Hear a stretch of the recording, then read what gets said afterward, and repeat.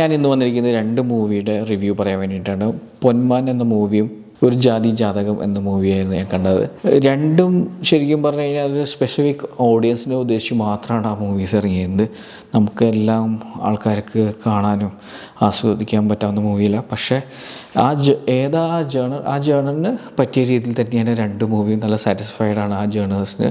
ആദ്യം തന്നെ നമുക്ക് സംസാരിക്കാം പൊന്മാൻ എന്ന മൂവി കൊല്ലം ഭാഗത്ത് നടക്കുന്ന ഒരു സ്റ്റോറിയാണ്. അപ്പോൾ കുറച്ചുകൂടി ആ ഏരിയയിൽ നടക്കുന്ന കുറേ കാര്യങ്ങൾ അതിൽ റെഫറൻസ് ആയിട്ട് വരുന്നുണ്ട്. പാട്ടുകൾ, ലാംഗ്വേജസ്, അതൊക്കെ നല്ല രസമായിട്ട് തന്നെയാണ് പൊന്മാനിൽ ചെയ്തിരിക്കുന്നത്. പൊന്മാൻ്റെ പ്ലസ് പോയിൻ്റ് എന്ന് പറയുന്നത് എനിക്ക് ബേസിൽ ജോസഫാണ്. ബേസിൽ ജോസഫിൻ്റെ കരിയർ ബെസ്റ്റ് ആക്ടിങ് വേണമെങ്കിൽ പറയാം ഈ മൂവിയിൽ. അത്രയ്ക്ക് നല്ല രസമായിട്ടാണ് ബേസിൽ ജോസഫ് ആ മൂവിയിൽ ആക്ട് ചെയ്തിരിക്കുന്നത്. പിന്നെ അതിൻ്റെ സ്റ്റോറി ടെല്ലിങ്ങും നമ്മൾ ട്രെയിലറൊക്കെ കണ്ടപ്പോൾ എനിക്ക് ഞാൻ വിചാരിച്ചത് കുറച്ച് കോമഡി അങ്ങനത്തെ രീതിയിലൊക്കെയാണ്. ട്രെയിലറിൽ അവസാനമാകുമ്പോൾ സീരിയസ് ആവണമെന്നൊക്കെ നമുക്ക് ട്രെയിലറിൽ ഫീൽ ചെയ്യുന്നത്. പക്ഷേ ഈ മൂവി മൊത്തത്തിൽ സീരിയസ് മൂവിയാണ്. For me it's A full serious movie. അതിൽ കുറേ രസകരമായ സീൻസ് ഉണ്ട്, നല്ല ത്രില്ലിങ് മൊമെൻറ്റ്സ് ഉണ്ട്. ഒരു emotional drama thriller kind of മൂവിയാണ്.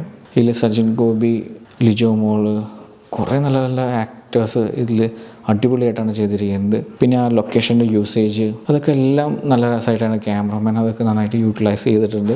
ഈ മൂവിയുടെ വേറൊരു പ്രോബ്ലം എന്ന് പറഞ്ഞാൽ അത്രയ്ക്ക് ഗ്രേറ്റ് മൊമെൻറ്റ്സ്, നമുക്ക് ഓർത്തിരിക്കാൻ പറ്റാവുന്ന മൊമെൻറ്റ്സ് ഒന്നും ഈ മൂവിയിലില്ല.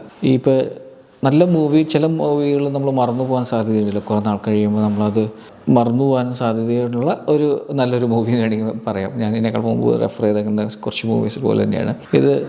മറന്നു പോകാൻ സാധ്യതയുണ്ട് കുറേ നാൾ കഴിയുമ്പോൾ. പക്ഷേ നമ്മൾ കാണുമ്പോൾ നല്ലൊരു മൂവിയാണ്. ഒരു തിയേറ്ററിൽ കുഴപ്പമില്ല കണ്ടു കഴിയുമ്പോൾ നമ്മൾ പറയില്ലേ കുഴപ്പമില്ല നല്ല മൂവിയാണ്. പക്ഷേ നമ്മളൊരു റെക്കമെൻഡ് ചെയ്ത് വലിച്ച് കൊണ്ടുപോയി കാണിക്കാൻ പറ്റാവുന്ന അത്രയ്ക്ക് വലിയ ഗ്രേറ്റ് മൂവിയല്ല, നല്ല മൂവിയാണ്. എന്നാലും ഇപ്പോൾ OTT വന്ന് കാണുമ്പോൾ നമ്മൾ ഇത് കൊള്ളാലോ മൂവി എന്ന് പറഞ്ഞു പോകും. അങ്ങനത്തെ ഒരു നല്ലൊരു മൂവിയാണ്. അടുത്തതാണ് ഒരു ജാതി ജാതകം. ഇത് സ്ട്രിക്ട്ലി ഒരു ഫാമിലി ഓഡിയൻസിന് പറ്റിയൊരു മൂവിയല്ല. ഇത് കുറേ അഡൾട്ട് കോമഡീസ് ഇഷ്ടം പോലെ ഉണ്ട്. എനിക്ക് തോന്നുന്നത് 16+ ആണ് അതിൻ്റെ ഇത് കൊടുത്തേക്കുന്നത്. പക്ഷേ അതിൽ ഈ മൂവിക്ക് ഒരു പർട്ടിക്കുലർ സെറ്റ് ഓഫ് ഓഡിയൻസ് ഉണ്ട്. നമുക്കൊരു എന്താ പറയുക, ടീനേജ് അല്ല, ഒരു ഈ അഡൾട്ട് കോമഡിയൊക്കെ ഷെയർ ചെയ്യാൻ പറ്റാവുന്ന ആൾക്കാർ, അങ്ങനത്തെ ഒരു ആൾക്കാരുടെ ഇടയിൽ ഹിറ്റാവാൻ പറ്റാവുന്ന ഒരു മൂവി തന്നെയാണ് ഒരു ജാതി ജാതകം. ഈ മൂവി എടുത്തേക്കുന്നത് ഭയങ്കര കളർഫുള്ളാണ്. കുറേ നടിമാരുണ്ട്. മൊത്തത്തിൽ രസമായിട്ടാണ് എടുത്തിരിക്കുന്നത്. നല്ല ഹ്യൂമർ കണ്ടൻറ്റ് ഇഷ്ടംപോലെ ഉണ്ട്. ഇതിൽ കുറേ ആക്ടേഴ്സ് ഉണ്ട്, കുറേ പേര് വന്നു പോകുന്നുണ്ട്. ഇതിൽ വിനീത് ശ്രീനിവാസന് മേജർ റോൾ കൊടുത്തിട്ടുണ്ടെങ്കിലും എനിക്ക് വിനീത് ശ്രീനിവാസനെ കുറച്ചുകൂടി കുറവായിട്ട് എനിക്ക് ഫീൽ ചെയ്തത് ആക്ടിങ് സൈഡിൽ. പക്ഷേ ബാക്കിയുള്ളവരെല്ലാവരും നന്നായിട്ട് കോൺട്രിബ്യൂട്ട് ചെയ്തിട്ടുണ്ട് ഈ മൂവിക്ക്. പ്ലസ് പോയിൻ്റ് എനിക്ക് ഫീൽ ചെയ്യുന്ന സ്ക്രീനിൽ കാണാൻ നല്ല രസമാണ്, നല്ലൊരു പ്ലസൻ്റാണ്, നമുക്ക് മൂവിക്കിനെ കണ്ടുകൊണ്ടിരിക്കാൻ തോന്നും.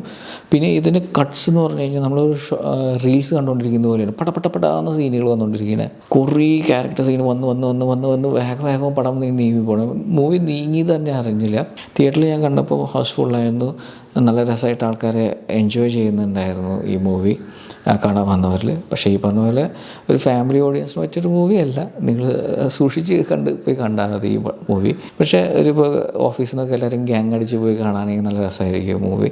അതിന് ആ ജനറേഷനിൽ ആസ്വദിക്കാൻ പറ്റാവുന്ന ഒരു മൂവിയാണ്. ശരിക്കും പറഞ്ഞാൽ ഒരു 25 തൊട്ട് ഒരു 40-45 ഏജിലുള്ളവർ അവർ മാത്രമായിട്ട് ബാച്ചിലേഴ്സായിട്ട് പോയിട്ട് കാണുക.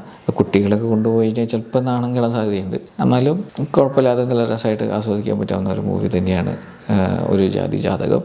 ഞാൻ പൊന്മാന് റേറ്റിംഗ് കൊടുക്കുന്നത് 8 out of 10 ആണ്. ഈ ഒരു ജാതി ജാതകത്തിനും ഞാൻ റേറ്റിംഗ് കൊടുക്കുന്നത് 7.5 out of 10 ആണ്. പക്ഷേ ഈ ഒരു ജാതി ജാതകം OTT വരുമ്പോൾ ഫാമിലി മൊത്തമായിട്ട് ഇത് കാണാമെന്ന് പറഞ്ഞാൽ കുറച്ച് റിസ്ക് പരിപാടിയായിരിക്കും. പക്ഷേ ഈ ബേസിൽ ജോസഫിൻ്റെ മൂവി പൊന്മാൻ അത് നല്ലൊരു മൂവിയാണ്. OTT ഹിറ്റായിരിക്കും. തിയേറ്ററിൽ അത് പക്ഷേ അത് നല്ലൊരു കണ്ടൻറ്റാണ്. പക്ഷേ തിയേറ്ററിൽ നമ്മളിങ്ങനെ അങ്ങനെ പോയി കാണാൻ പറ്റാവുന്ന ഇങ്ങനെ ആഘോഷമായി കാണാൻ പറ്റാവുന്നൊരു മൂവിയായിട്ട് എനിക്ക് തോന്നിയില്ല പൊന്മാൻ. ഈ 2 മൂവീസ് പറഞ്ഞാൽ ഒരു ലൊക്കേഷൻ ഡിപ്പെൻഡ് ചെയ്തിട്ടുള്ളൊരു മൂവീസാണ് രണ്ടും. ഒരെണ്ണം കൊല്ലം സൈഡാണെങ്കിൽ ഒരെണ്ണം നോർത്ത് കേരള സൈഡാണ്. ലാംഗ്വേജ് യൂസേജൊക്കെ അവർ 2 മൂവിയിലും യൂസ് ചെയ്തിട്ടുണ്ട്.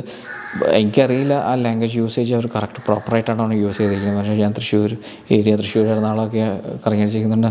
ആ ലാംഗ്വേജ് എനിക്ക് വേഗം പിക്ക് ചെയ്യാൻ പറ്റും. ഒരു മര്യാദയ്ക്കാണോ പ്രൊണൗൺസ് ചെയ്യുന്നത്, ഒരു മര്യാദയ്ക്കാണോ പറഞ്ഞേക്കുന്നത്. പക്ഷേ ഈ കൊല്ലം ഏരിയയും മലബാർ ഏരിയയിലും പറഞ്ഞേക്കുന്നത് ലാംഗ്വേജ് കറക്റ്റായിട്ട് തന്നെയാണോന്ന് എനിക്ക്. പക്ഷേ അവർ അതാണ് യൂസ് ചെയ്തത് തന്നെ, എല്ലാവരും അങ്ങനെ തന്നെയാണ് സംസാരിച്ചിരിക്കുന്നത്.